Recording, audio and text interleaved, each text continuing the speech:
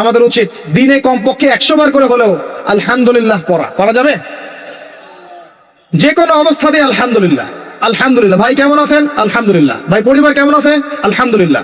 ভাই চাকরি কেমন আছে, চলছে কেমন? আলহামদুলিল্লাহ। ব্যবসা কেমন? আলহামদুলিল্লাহ। এটা হচ্ছে সেই বান্দা নিদর্শন যার মনের মধ্যে আল্লাহর প্রতি ভক্তি শ্রদ্ধা আছে, যার মনের মধ্যে আল্লাহর নূর আছে। তার নিদর্শন হচ্ছে সে সব সময় শুকরিয়া আদায় করবে। একটা এক্সাম্পল দিচ্ছি, দেখেন ইব্রাহিম আলাইহিস সালাম ওই থাকতেন, আর এই যে এইখানে মক্কায় তার একজন স্ত্রী হাজারা আলাইহিস সালাম, ওইখানে একজন স্ত্রী সারা আলাইহিস সালাম। মনে আছে ঘটনা? আচ্ছা, তিনি আসলেন বাসায়, দরজায় নক করছেন যে বাসায় কে আছে? দরজার পিছন থেকে বলা হচ্ছে যে আমি। তিনি বলছেন ইসমাইল কোথায়? তখন আওয়াজ আসছে ইসমাইল শিকার করতে গেছে। তারপরে তাকে বলা হচ্ছে তোমরা কেমন আছো, স্বামী স্ত্রী তোমরা কেমন আছো? তো স্ত্রী জবাব দিচ্ছে আমরা ভালো নাই, আমাদের ঘরে অনেক অভাব, আমাদের অনেকের স্ত্রীর মতো। আছে না এরকম? সারা জীবন করে যাবেন, একটা কথাই শুনবেন শেষ বয়সে গিয়ে, জীবনে কিছুই পাইলাম না তোমার কাছে।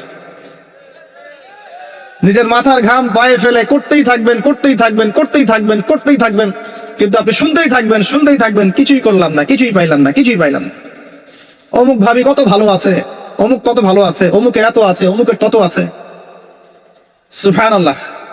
এটা আমাদেরই দোষ, কারণ বিয়ে করার সময় যারা দিনদারিতা না দেখে শ্বশুরের সম্পত্তি দেখবেন, সৌন্দর্যকে বেশি প্রাধান্য দিবেন, নিজের হারাম প্রেমকে বেশি প্রাধান্য দিবেন, নিজের ওই বংশমর্যাদা ইত্যাদি ইত্যাদিকে বেশি প্রাধান্য দিবেন, তখন তো আফসোস করতেই হবে, কিছু করার নেই। এই জন্যই তো নবী সাল্লাল্লাহু আলাইহি ওয়াসাল্লাম বলেছেন যে দিনদার স্ত্রীদেরকে দেখে বিয়ে করো, যার মধ্যে দিনের বুঝ আছে, জ্ঞান আছে, একে দেখে বিয়ে করো। তবে এখানেও একটা বিষয় আপনাকে সতর্ক করতে চাই যে প্রত্যেকটা বোরখার পিছনেই সঠিক দিনদারিতা থাকে না। অতএব এটা দেখেও ধোঁকা খাওয়ার কিছু নাই। দিনদারিতা আল্লাহর সাথে বান্দার মনের ব্যাপার। দিনের বেসিক কিছু প্রশ্নের মাধ্যমে আপনি তার উত্তর পেতে পারেন, দিনের বেসিক কিছু বুঝ আচরণ দেখে আপনি তার উত্তর পেতে পারেন, তার তাকওয়া দেখে আপনি উত্তর পেতে পারেন। একজন আমিরুল মুমিনিন খলিফা, তিনি রাত্রেবেলা জনগণের অভাব অনটন দেখেন। একদিন দেখতে দেখতে রাতে ক্লান্ত হয়ে পড়লেন, একটা দেয়ালের আড়ালে তিনি দাঁড়িয়ে বিশ্রাম নিচ্ছেন, বসে পড়েছেন। দেয়ালের পিছন থেকে তিনি আওয়াজ শুনছেন, মা আর মেয়ে কথাবার্তা বলছে। মা বলছে দুধে পানি মিশাও, আর মেয়ে বলছে যে ইত্তাকিল্লাহ, হে মা আল্লাহকে ভয় করো। তার মা বলছে এখানে তো ওমর নাই, ওমরের প্রশাসন নাই, ভয় কি আছে, মিশাও পানি মিশাও। তখন এই মেয়ে বলছে ওমর নাই তো কি হয়েছে, ওমর রব আল্লাহ তো জীবিত আছেন, তিনি দেখছেন।